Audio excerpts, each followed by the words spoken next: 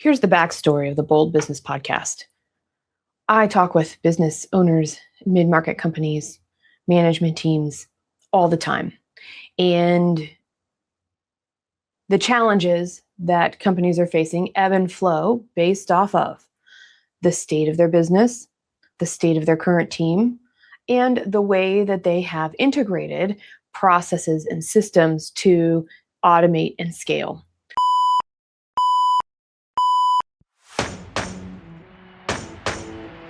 Every leader needs a trusted partner for the moments that matter. This Bold Business podcast conversation is that partnership.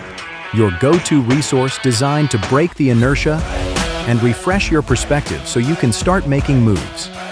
Here is your host, an insightful truth teller who serves as the catalyst for getting the right work done and who asks the questions that truly matter. Jess Dewell. Regardless of where we're at, who we are can only get us so far. So there's a point in every business, at multiple points during business, that we recognize we've hit this plateau. And how do we break through that? And what do we look forward to? And there's always the tech stack go-to. There's always investment of money and what does smart money spending look like in our organization. Those two things are a given. Here's the deal. The real magic is in what do we do with those things if we choose to be doing those things? And what do we do and maybe we don't choose those things? I mean, there are so many right ways to get to where we want to go based off of our goals. So clarity is key. That's what I've taken away of not only the 9 years that I've been doing this, but how many years was that? 11 or 12 years now before the Bold Business podcast became something I share. So that's a little bit about the backstory, is when we're sharing and when this information is coming, somebody else is going to want that information later when they get there. And the podcast is for you. You're there. You're looking to hear and see and feel and experience what others who have already been through this have done. Not because you're going to follow their steps, although that might be kind of nice. It's to how did they look at the problem? Who did they have to become to get through that? Because in your heart and in your mind and in your gut, you know that's what needs to happen. Who do I become to take this company to the next level? How do we adjust things we have never experienced or have adjacent experience and come through successfully? Because every time we're going to do it, it'll be a little different. Every time we do it, there's going to be new dynamics at play. And this is true today more than ever before because of the speed of change. And so we get to do this exploration and evolution too. I mentioned that plateau. These are strategic growth ceilings. And it's not uncommon to arrive and not really realize our company is in it. It feels a little short, or people just aren't getting it, or everybody gets it, but no movement is made. These are times where if we can't see it ourselves, it's time for a business Basecamp. And that business Basecamp isn't just a planning session. It's specifically to go, where is this opportunity that we just can't see because we're so close to what's going on? Something you can do is always a present retreat. That's an available solution. Something you can do is to really focus on, when do I need an outside set of eyes? I don't know if I need an outside set of eyes all the time or on some regular basis. I just need it right now. And that is a business Basecamp. So how do we scale without burning out? How do we use this framework to get you off of this place where we're plateaued and you are plateaued and back into the zone of growth? I already mentioned that the landscape today is moving faster than ever. So as a leader, a guide, a torchbearer, we are facing every single day more uncertainty than our peers did, maybe even than ourselves, because depending on how long we've been doing this, even a decade ago. And it's amazing to think about, and it's wildly sometimes heavy to carry alone. And I'm glad the Bold Business Podcast exists because you are not alone. And this is key. Keeping things running doesn't have to be a full-time job. Finding where to grow and where that potential in your business is actually your most important work. And I told you a little bit about the backstory of Bold Business Podcast. It's actually why I started Red Direction. I'm not here to hand you trends to chase, processes to do, a system that I know works over and over and over again. Because here's the deal. You got to where you are from hard work. And I see it and I experience that when I speak with companies like yours. I'm here to help you build the foundation to create your next future with what you've already got and where you want to go. You have systems you use. There's no need to replace them just to replace them because everything has stagnated or changed or something. Could additions be useful? Yes. Is what you have still useful? Very possibly. Until you can take a step back and look, your options are endless. And it's easy to say, we'll just change. Well, change of systems on a mass scale introduce other challenges around change management. Changing the way you do things, even incrementally with what you already have, introduces change management challenges. Part of the core work that Red Direction was built to do was to support businesses during those points of change management to become who they want to come, to get to where they want to go, to create their own future relevance. I want to make sure you have something tangible in your hands before I jump into a framework that you can use before you call your current coach, your current advisor, even me. And I would invite you to do so. Call me for a one-time session and we will get this on the books and dive in together. But I'm going to give you the framework here right now that over the course of all of this time of the Bold Business Podcast, I am searching for different things that I share with clients along the way. What I decided to do is create an 11 resources document. So this is a place with just 11 resources. They're articles, they're podcasts. You can have access to them to focus on where you're at and which part of the business cycle you're in. Are you at the place we're talking about today, where an outside set of eyes for a single situation might be useful? Are you at a place where we are looking farther out and we're looking at growth strategy?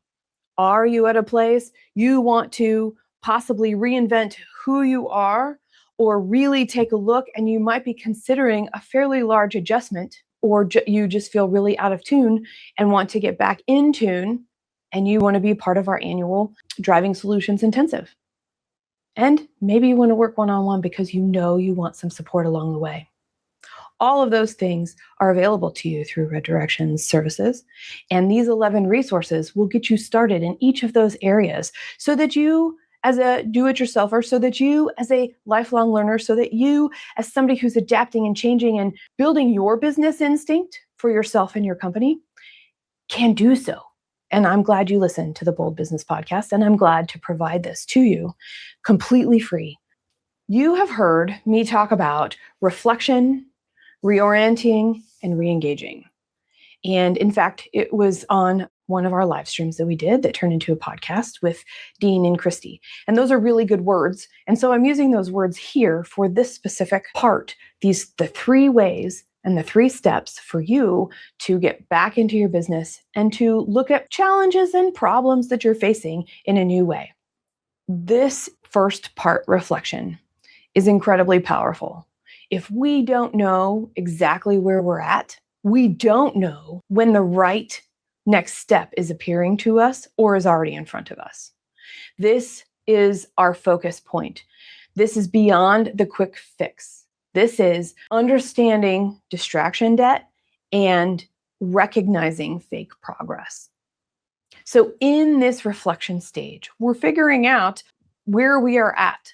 We're deciding where the start line is for whatever we do next, because all of the work we've already done, all of the things already in process, all of the challenges that are coming up, we don't know if they're the challenges. We don't know if they're the opportunities that actually make sense. So reflection is incredibly important here. the baseline to move forward with. And anytime uncertainty exists around, why aren't we making progress? Feel like I'm distracted all the time, or we're focused on the wrong things as a team. It's the time to pause. It's the time to reflect so that you can get beyond quick fixes and into the real work. It's easy to say we are making progress. It's easy to dress up through our numbers, through our reports that we choose, that progress is actually happening. It's harder to say, well, even though these reports are showing us progress, the results we expected because of that progress aren't where they're at. So we'll just keep watching the progress here and, really without saying it, but really saying it, hoping that our results start to appear. This is where I'm a really big believer in your business instinct.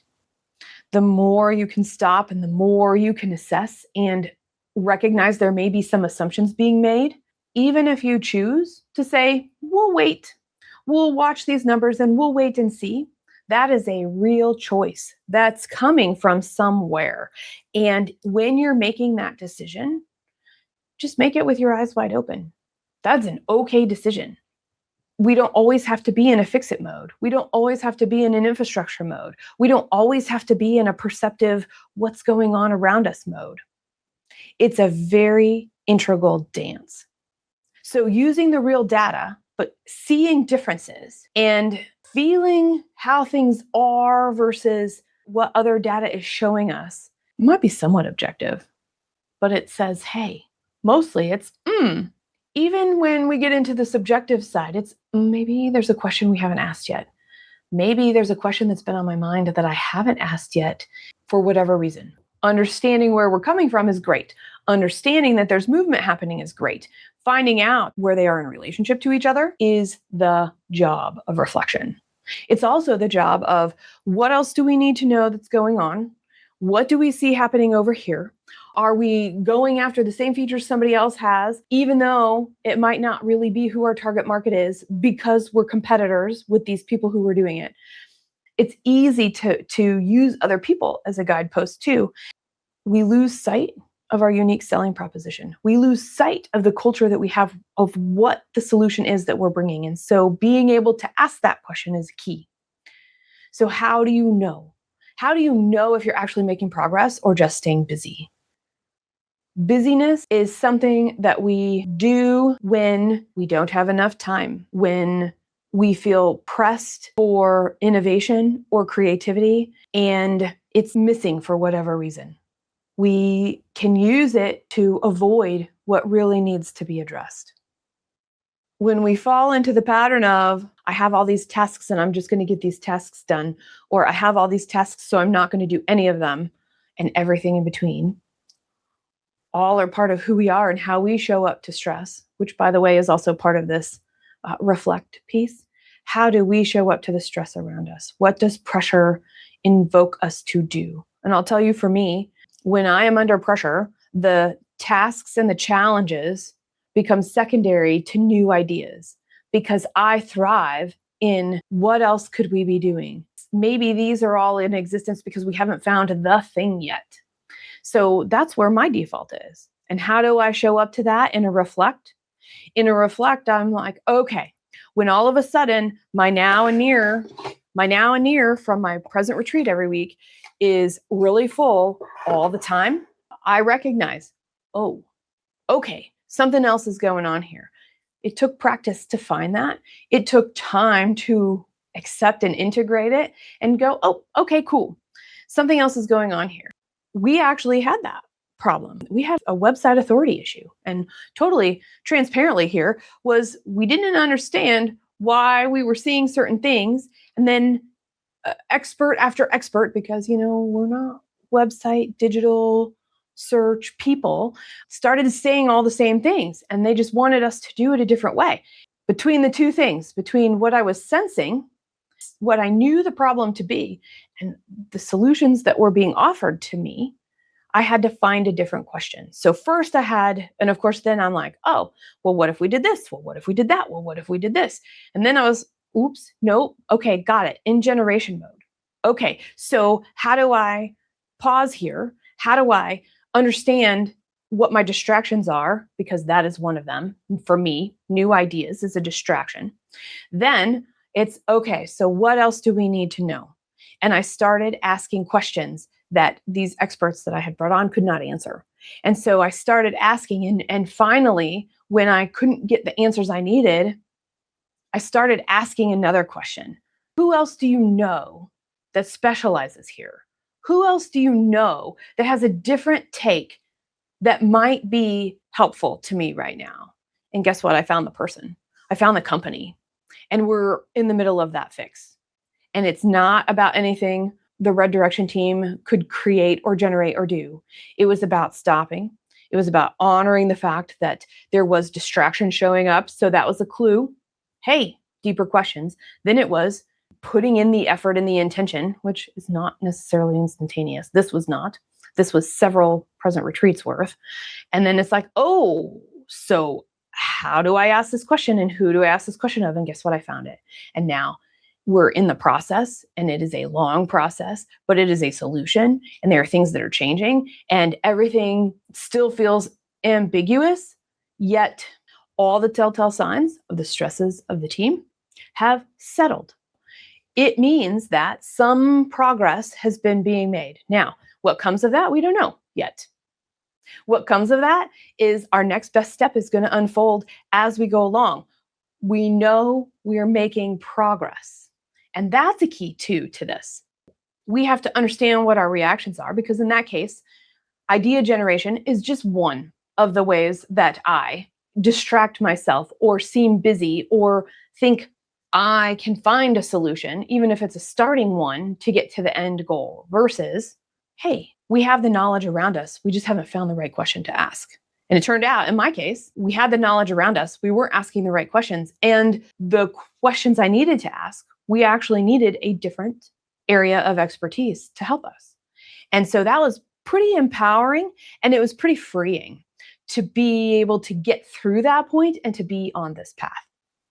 It's only because I took time to think that all of this became possible over time. And if you were to do one thing today to figure out where you're at, it would be in the reflection. It is, are you keeping promises to yourself? I'm going to come back to that, because if you are double booked, if every single appointment in your schedule is stacked, you're not fully present in the whole duration of the appointment that you're in, because part of you at some point is going to check out to prepare and go through your own mental checklist. What do I need to be able to get there? Do I need to go stand outside in the sunshine? Do I need to go to the bathroom? Do I need to get a new tea? What do I need to do? And we're not present for the whole meeting. So first thing, quit double booking yourself and quit back-to-backing. Because if you can do that and keep that promise to yourself, you're recognizing linear time exists and you are choosing to be in this linear time. So if you're going to take a meeting with intention and be all in. That is a first step to reflection in the day-to-day. Because after a week of doing that, you're going to find out if you're in the right meetings or not.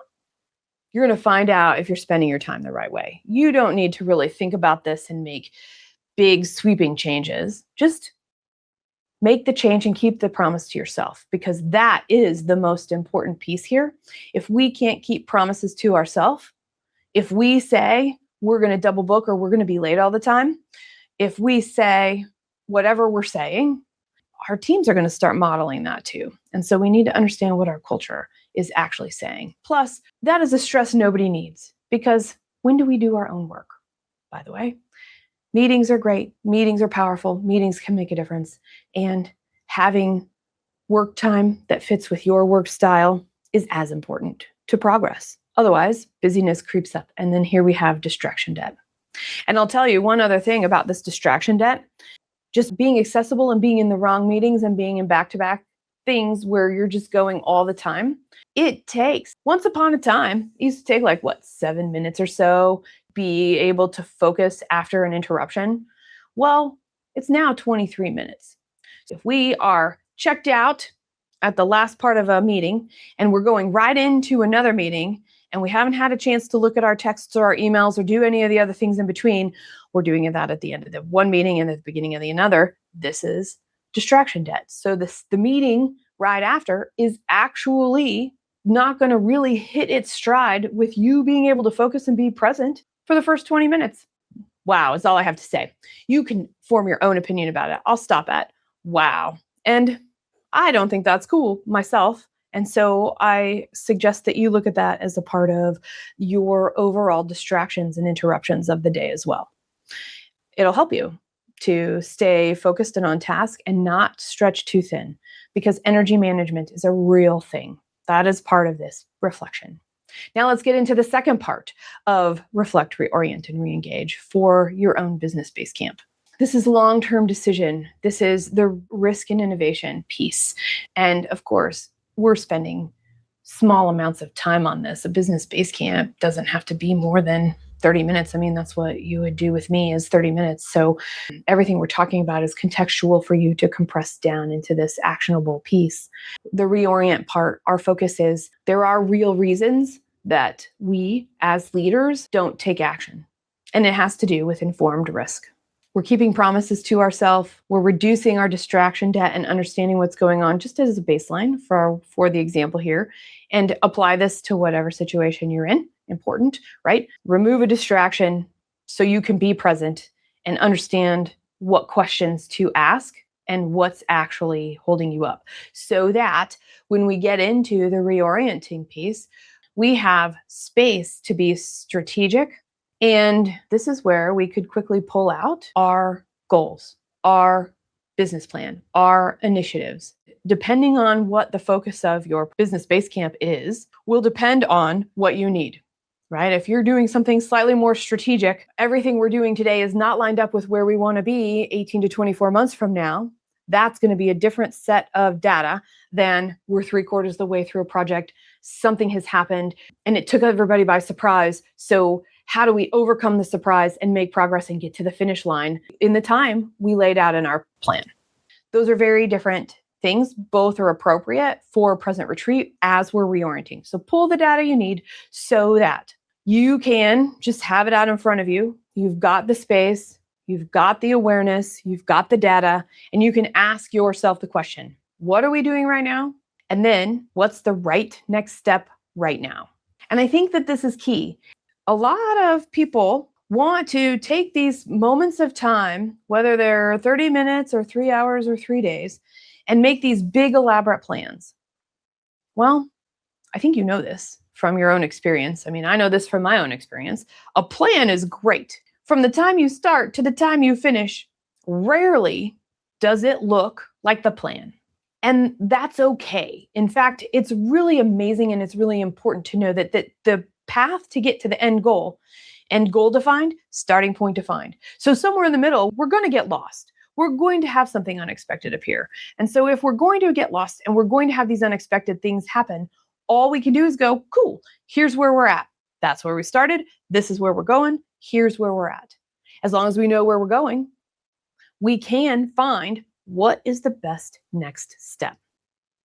This helps remove knee-jerk reactions. This helps remove the next level of distraction debt. And trying more than one thing at a time rarely is useful. Figuring out what one thing to try and running an experiment. We're going to try this. We will check in at X date so that we can find out, was it the right next step? Is there the movement we want?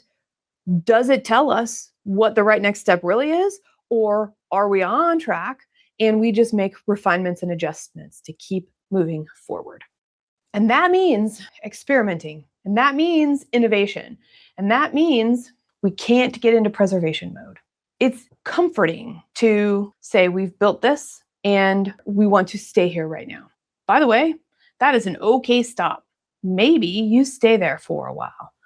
Being proactive in that space is, okay, we don't know what's next. We can't find it out. So we're going to just make sure we're going to spend more time reorienting by spending the time to understand what's actually happening.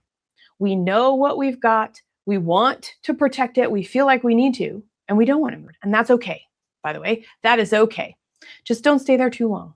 We live in a world where staying too long, not only competitive risk at stake, it also puts being able to catch up, because one of the things that I am seeing with technology and the constraints of business are technology is changing really fast. It's really easy to say we just need to replace part of our tech stack.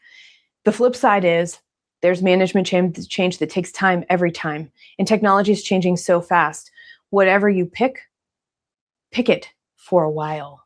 And it's okay if it turns out to be a year's worth of work. If you're really lucky and some of these new technologies will help you for a year, it's really great. Understanding how you want technology to support you is a big thing. That's actually in the 11 resources too, is how do we think differently about technology? What can we do with emerging tech, AI, and other things too? And I'm really excited about that because it changes the game for all of us. So as we're in this reorient mode for the situation we're talking about, or the strategic thinking that we're engaging in, we can be sensing these questions because the quicker we can get comfortable with where we're at and get out of preservation mode, the quicker we will find the growth zone for our company today. One of the things I saw over 20 years ago was companies wait too long and then they become irrelevant. And that's huge to recognize. And that happens faster today than ever before. And growth strategy, though, remains the same. The definition of a growth strategy is taking action today to ensure your business's future relevance tomorrow. Everything I do, everything that is offered to you, everything, that's what it's about. How do we ensure the work we're doing today is ensuring our business's relevance tomorrow? Not our relevance, our business's relevance. Are we changing? Are we adapting? Are we on top of what our customers want? And this is where that right next step can help us. Do we do something new and innovative? Do we have an iteration? Are we seeing a piece of our technology becoming obsolete? Not because the technology is obsolete, because it's obsolete to maintaining who we are becoming into our future as an organization. That's a wild shift. And it's a cool one. This is where innovation actually happens. And business base camps are where you can find that out because it might not be the place to decide this is how we're going to change. It's not. It is, though, informational to add to the decision-making process that says, well, we've got to be on the lookout for something new because the way we do this includes that, which is becoming irrelevant to the way we do our work and what our customers want and the solution we provide.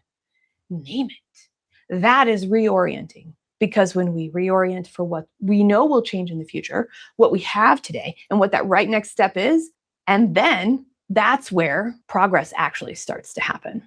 We get rid of the gut reactions. By the way, I like gut decisions. I don't like gut reactions. They're very interesting and different. But this podcast isn't about that, so we won't stay there. When we think we're being innovative, remember when I told you, when I get a lot of ideas, I know it's time to stop and pause and reflect. This is another thing where when we don't ask the question, what is the right next step right now? It's easy to go, I've got 10 ideas. Or our team generated 10 ideas. Or there are 10 ideas coming to me from all these different places and to try and do them all. And that's the quickest way to irrelevance because we have constraints of time, money, resources, and commitment to the work that we have said we were going to get done, in addition to a whole bunch of other things. So saying yes to the one right thing at a time increases innovation because put an end on it, and then it's going to provide new data and new information will come along, and everybody's contributing to what those ideas might be. And whatever the decision process is to make the decision, this is the best next step, it has an end to check in on. So you don't have to. So reorienting is here's where we are, here's where we think we're going. And it might be a milestone within, or if we're closer to the end, how do we get to the actual finish line? Because every small win counts when we're reorienting. And that's how we know. We know we can take the past wins. By the way, I even consider a win. We decided to try something. We saw where we were at. We asked the right next step question. We made a decision and it turned out to fall flat. Or maybe even feel like it went backwards, right? We went backwards on this project. Well, guess what? Cool, because it's information. Because there is more than one right way to do things, which means there is more than one wrong way to do them too. And we don't have to be worried about which we get, because when we have made a plan, we have taken an idea and we have said, here's how long we're going to do it to get some data and assess. That is a built-in ending. So when we have built-in endings, it's easy to engage and be all in without that distraction debt, without worrying about, did we make the right choice? Because what is happening will have an end check-in point. And that allows us to be present with it. And that allows us to engage with it all in and make decisions in that period of time that way. This is strategic accountability. I think endings are part of all accountability, because if we don't have endings, we can't really adjust. There are times, by the way, to build the plane while you're flying. Hands down, real. To create relevance over time, sometimes we're replacing the parts on the plane that's flying, not building more plane. So in this re-engage piece, we're talking about protecting the company's way it's working together to amplify and get the most out of it. We're talking about strategic accountability. And this is how you successfully navigate strategic planning, by balancing the work. Ooh, I said that and I planned that, and I really dislike the word balance. But in this case, I think it makes sense, because we have to try something different. And I'm not saying balance like make them equal. I'm saying balance like there is a tipping of the scale. And so sometimes we're going to be innovative and trying new things and having endings over and over and over again. And sometimes we're going to be iterating on what we already have. And sometimes we're going to actually be focused on the end goal. And sometimes we're going to be focused on the very minute things that are going on right now. So it's not always a balance and this is how you go forward, because that would be boring. And I don't know any business that has ever been able to do that successfully. If you're one, I really want to have you on my podcast. Let's just be real about that. I think it would be a really great story. And if there's more than one of you, let's do this. Let's have that conversation, because there's more to learn. And again, there's more than one way to do something. So maybe you can have balance in the traditional sense of it's all balanced all the time. I find that it's a little bit tippy, and tippies kind of goes with the uncertainty that we face day to day. It is our responsibility to grow our companies. It is your responsibility to be accountable to growth. What do you see? Is the momentum real? Are you asking, what's the right next step? How does that align with your long-term goal? So your actions today fit your 2-year or more initiatives. Staying engaged is hard enough. Staying engaged for the way that we do our work. Once the right next step is defined, it's how do we do this next step with the way we do our work? What is that process? Everybody has their role. Everybody needs to understand what their role does to get to this next step in motion to make that forward progress. We know the way we do our work. We know unwritten agreements. I'm going to call them out, but we don't talk about them in Business Basecamp. So just know that they're there, because they just have to be part of your awareness of decision making. Then it's the doing. It is the right work at the right time. Everybody's core role, the skills that have come together, the people that have hitched their mission to the business's mission along with you.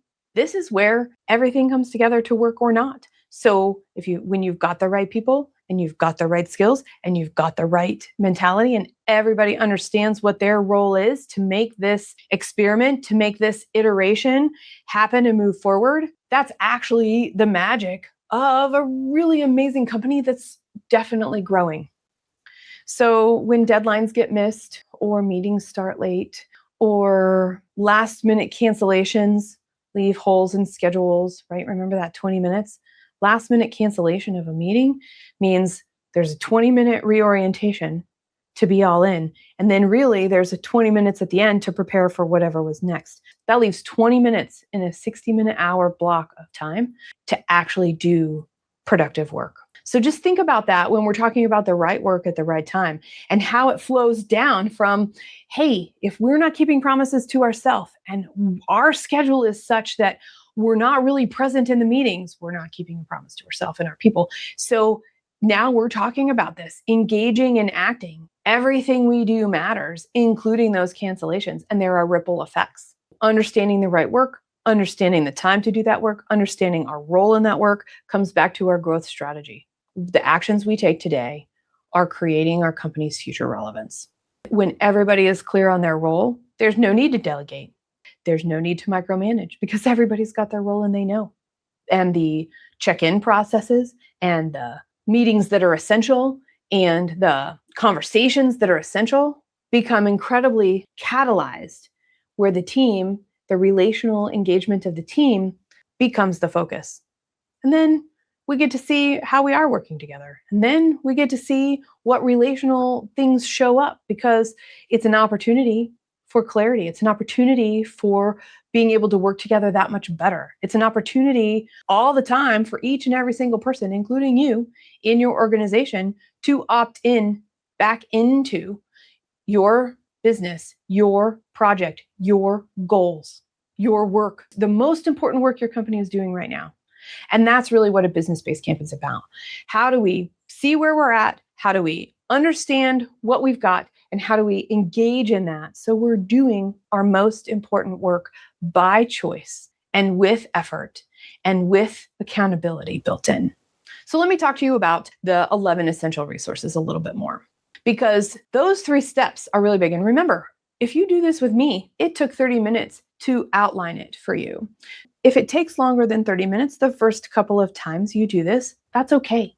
Just know your goal is to be able to, between present retreats, between interactive strategic work deep sessions, when you need something, it could be as simple as a 30 minutes here to do just a quick mini check-in, so that what comes out of that re-engagement, we're going to clarify this. We need such and such done. What is the status of this? Asking those questions so that others can also learn what you are practicing, which is, where are we right now? Is there distraction? How do we keep promises to ourselves? What is the right next step? And this is something that when every single person on your team is doing it, accountability becomes just part of the way that you're doing your work. 11 essential resources for growth, podcast episodes of conversations. They are articles. They're going to reference books and other materials, and they're going to give ideas of how to take action so that you, as a business owner, you, as a mid-market leader, can really get comfortable and be extremely proficient in pausing intentionally. Because those in the everydays, sometimes we do need that pause. Sometimes we do need to just stop and assess. And your Business Basecamp framework is perfect for that. And here's what I will tell you. There's actual information in addition to some of those tools, the conversations and the experiences and what people have done and how they have shown up and how they have changed is also part of what the 11 resources is all about. Because wherever we're at, we know we are growing ourselves in addition to keeping our companies in their growth zone to thrive and survive and really make a difference today, as well as being relevant and making a difference in the future. What is a bold thought that I could leave you with? I think it would be this. I think it would be, who we are today is incredibly amazing and awesome. And it is bold to recognize that our incredibly amazing and awesome is going to be different tomorrow and in the future. This Business Basecamp concept, the present retreat concept, all of the things that are shared in the podcast as well, they are to build your business instinct. It is bold to be committed to that, to keep a promise to yourself, to find the pulse, understand the pulse, and then listen not only to the data, not only to the research, not only to the experiences of all of the people, what's surfacing from within yourself and what's not being said that's between the lines, to find the questions. Because if we find ourselves in muscling, we will only get too far. If we find ourselves in the hustle, we will only get so far. So we have to break that cycle when we see it for ourselves, for our peers, for our teams in our organization. Because you are a decision maker and you do have the responsibility of your company.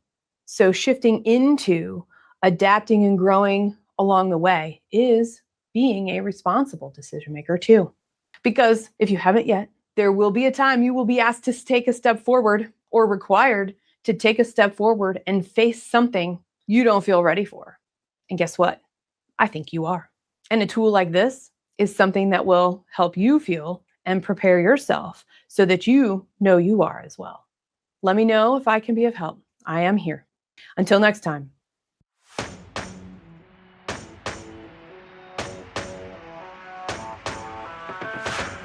And that brings us to the close of another powerful and fresh perspective on the Bold Business Podcast.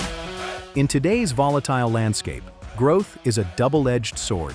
To truly thrive, you must engage with your strategy, not just react to the day-to-day.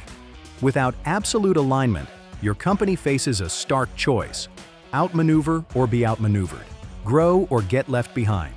Thank you for listening, and a special thanks to the Scott Treatment for technical production.